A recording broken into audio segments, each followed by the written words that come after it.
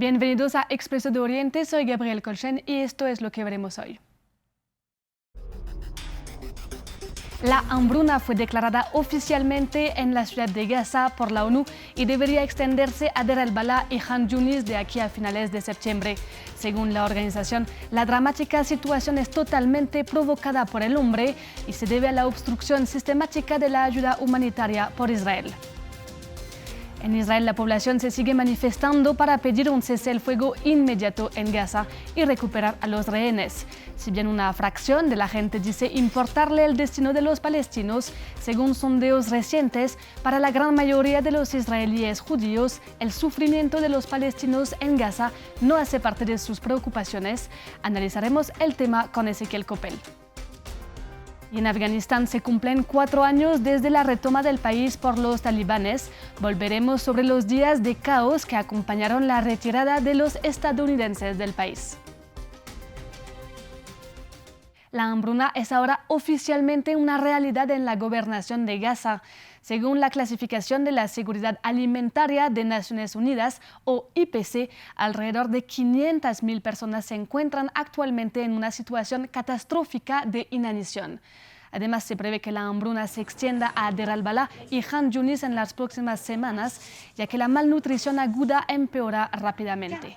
Según la ONU y varias ONGs que operan en el enclave, esta hambruna fue creada por Israel deliberadamente con el bloqueo de la ayuda humanitaria y la destrucción de las tierras agrícolas. Escuchemos a Tom Fletcher, responsable de la Coordinación de Asuntos Humanitarios de Naciones Unidas.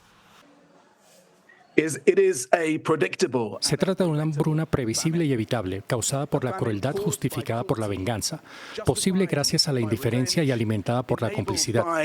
Indifference and sustained by complicity. It is a famine that we could have prevented. Es una hambruna que podríamos haber evitado si se nos hubiera permitido. Sin embargo, los alimentos se acumulan en las fronteras debido a la obstrucción sistemática de Israel. Es una hambruna a unos cientos de metros de comida en una tierra fértil.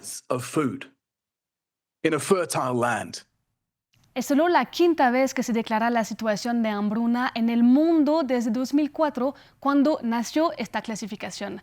La hambruna, que es la fase número 5 o fase catastrófica de la clasificación de la IPC, se declara cuando se llega a niveles críticos extremos de malnutrición aguda y mortalidad en un territorio. En este caso, al menos el 20% de los hogares se enfrentan a una escasez extrema de alimentos. El 30% de los niños sufren de desnutrición aguda y al menos 2 de cada 10.000 personas mueren cada día debido a la inanición.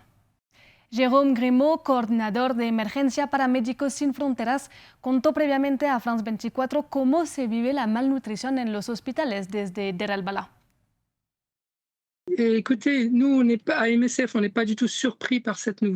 Nosotros en Médicos Sin Fronteras no estamos sorprendidos por esta noticia. Tenemos centros donde cuidamos a las personas malnutridas. Su número fue multiplicado por 5 desde mayo. Entonces esta declaración de hambruna, pues la estábamos esperando. Me gustaría describir qué significa la hambruna y la malnutrición en Gaza, especialmente para los pacientes que cuidamos, los heridos y las personas quemadas en nuestros hospitales. Cuando estos pacientes han sido operados o llegan con sus heridas, necesitan muchas más calorías que personas normales para poder curarse. Nosotros podemos darles solo una comida al día, que es una comida sin proteína. Entonces sus heridas no cicatrizan. Quiere decir que sus heridas se pudren y que encontramos gusanos en ellas. Entonces tendremos que operarlos otra vez o amputarlos. Eso es lo que significa la hambruna en Gaza hoy en el día a día. Au quotidien à Gaza aujourd'hui. Benjamin Netanyahu dijo que no hay hambruna en Gaza y que Israel está intentando prevenir la hambruna en el enclave. El primer ministro israelí afirma también que el reporte de la IPC se basa en mentiras de Hamas. Jérôme Grimaud nos recuerda que esta clasificación es científica. La déclaration de la famine, c'est pas une déclaration politique. Primero, la declaración de hambruna no es una declaración política, depende de un comité científico y creo que lo que hay que recordar es que no hay medios internacionales autorizados en venir a Gaza y eso es muy problemático. Está claro que el gobierno israelí intenta desde hace 22 meses vender esta guerra como la guerra más justa que nunca fue llevada a cabo. De vendre cette guerre comme la guerre la plus juste qui n'ait jamais été menée. Donc Es una operación de comunicación que no traduce la realidad de los hechos que observamos a diario. Qui ne traduit pas la réalité des faits qu'on voit au quotidien. Pasamos ahora a Israel, donde se aprobó el plan de ocupación y deportación de la ciudad de Gaza. Mientras tanto, los israelíes se siguen manifestando para pedir el fin de la guerra en Gaza y un acuerdo de cese el fuego para poder recuperar a los rehenes aún en cautiverio. Sin embargo, la situación humanitaria en el enclave no está en el centro de sus preocupaciones. Según encuestas recientes, el 79% de los israelíes judíos no están preocupados por el hambre o el sufrimiento de los palestinos en Gaza. Previamente hablamos con Ezequiel Coppel y le preguntamos qué piden los que se manifiestan y si estas manifestaciones tienen un impacto sobre Netanyahu. Si tenemos que hacer como una especie de microscopio y decir cuántas de esas personas están en desacuerdo con las acciones israelíes en la Franja de Gaza, y bueno, muy pocas, la verdad. Acá realmente lo que se está priorizando es el intercambio de secuestrados israelíes por prisioneros palestinos, y estoy seguro, y lo digo porque he participado de muchas de esas marchas, o las he estado cubriéndolas, es decir, a muchas de esas personas que han marchado, si les dirían que luego de recuperar a los secuestrados israelíes hay que reiniciar la guerra, no estarían en contra. Y poniendo tu pregunta de Netanyahu con respecto a las marchas, yo creo que hasta que las marchas no sean incluso más masivas de las que vimos, es decir, en Tel Aviv han marchado cerca de 350.000 personas, la población israelí es cerca de 8 o 9 millones de personas. Yo creo que hasta que no hayan por lo menos el doble de personas en una marcha, Netanyahu sabe que, bueno, que su pueblo está dividido y que hay una mayoría silenciosa que también apoya el esfuerzo guerrero israelí. También le preguntamos lo que ha podido observar en Cisjordania ocupada en comparación con el año pasado y en medio de un nuevo plan de asentamientos ilegales aprobado por Israel y que prevé cortar en dos a Cisjordania ocupada. Bueno, lo que yo vi en Cisjordania es como una nueva, no voy a decir una nueva era, pero si antes, bueno, los colonos israelíes o la parte más fundamentalista o más extremista dentro de los colonos israelíes que habitan los asentamientos israelíes en Cisjordania, trataban de coordinar cada movida con el ejército o cada respuesta violenta o no respuesta o iniciativa violenta contra los palestinos en Cisjordania, hoy en día han tomado la ley por sus manos. Hay un vacío, ¿cómo lo puedo explicar?, de seguridad en Cisjordania. Es decir, los soldados que más o menos patrullaban Cisjordania o que protegían los asentamientos a costa del bienestar de los palestinos día a día en Cisjordania, bueno, los han movido a Gaza, a lo que es el esfuerzo guerrero israelí en Gaza.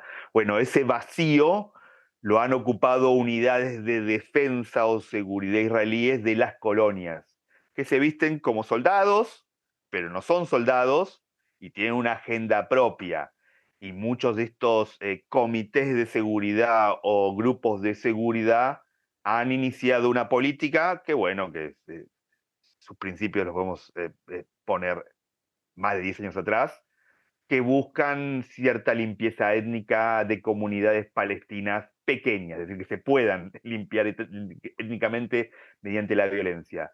Y si uno hace un cálculo rápido, fácilmente desde octubre, cerca de 15.000 palestinos han sido limpiados étnicamente de comunidades pequeñas palestinas dentro de Cisjordania, especialmente las que están cerca del Valle del Jordán o las que están al sur de Cisjordania, en lo que son las zonas de Hebrón, tan conocidas a partir de la película No Borderland, que se llamaba No Borderland, que habla de Masafá y Yatta. Bueno, creo que eso también ha vuelto a las noticias a partir de ese crimen violento cometido por un colono israelí contra un palestino muy, muy conocido bajo casi sin ningún motivo más que imponer cierto régimen de dominación y de limpieza. Vamos ahora a Afganistán, donde se cumplieron 4 años del retorno de los talibanes al poder tras la retirada de Estados Unidos del país. El 16 de agosto de 2021 y luego de la toma de Kabul por parte de los talibanes, los afganos llegaron desesperados al aeropuerto de la capital. El caótico hecho dejó imágenes desgarradoras, como algunas personas intentando agarrarse de los aviones que despegaban y muriendo en el acto. 4 años después, las familias siguen llorando a sus seres queridos en un país que sufre una fuerte represión, una crisis humanitaria y donde la ONU denuncia un apartheid de género con las mujeres excluidas de la educación y de la vida pública. Veamos el informe. El 16 de agosto de 2021, el caos se apoderó de Kabul tras la toma de la ciudad por parte de los talibanes. Esperando por subirse a los aviones estadounidenses o europeos, una multitud de afganos desesperados se amontonaron en el aeropuerto. Se veía a un niño llorando solo, separado de sus padres. Nadie sabía dónde estaban sus padres. Una mujer había caído sobre alambre de púas. Tenía la ropa rasgada y no había nadie para ayudarla, ni siquiera para echarle una mano. La gente se había subido debajo del avión, encima del avión, dentro del avión, a cualquier sitio donde podían. Su hermano, Zaki Anwari, joven de la selección de fútbol juvenil, fue una de las personas que murió al caer de un avión estadounidense. Estaba preocupado por su futuro, pensando quizás que con la llegada de esa gente ya no podría jugar al fútbol ni estudiar. Quizás fueron esos pensamientos los que le llevaron a tomar esa decisión, pero yo no puedo juzgarlo. Intizar Otak y su madre también lloran a uno de sus familiares. Acusan a Estados Unidos de haber permitido el despegue de la aeronave en esas condiciones. Estados Unidos es el responsable de esta situación. Es culpa del piloto. Nos habían dicho que cuando llega un avión suele haber agentes de tráfico en el aeropuerto que hacen señales al avión, tanto si despega como si aterriza. ¿Es que los pilotos no tenían ojos? ¿Eran animales incapaces de ver? En 2022, el ejército estadounidense dijo que la tripulación actuó con buen criterio y decidió despegar lo antes posible ante una situación de seguridad crítica. Llegamos así al final de esta edición de Expreso de Oriente. Muchas gracias por acompañarnos y sigan con nosotros.